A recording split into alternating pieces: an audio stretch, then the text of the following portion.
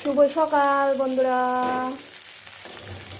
এই যে এখন এটা করছি আমি চাউমিন পাস্তা একসাথে, সকালের ব্রেকফাস্ট।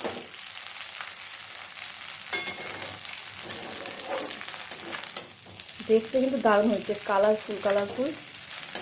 খেতে কেমন হবে সেটা জানি না। তাহলে চলো, এটা আমার রেডি খাওয়ার জন্য। এখানে আছে মটরশুঁটি, তারপরে গাজর, আলু, পেঁয়াজ, কাঁচা লঙ্কা। চলো টাটা। এবার নিয়ে নেবো, হয়ে গেছে। এটা আমার বরের দেবো।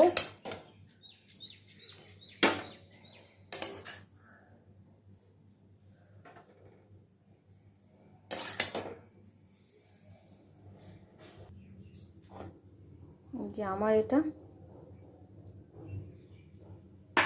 টাটা।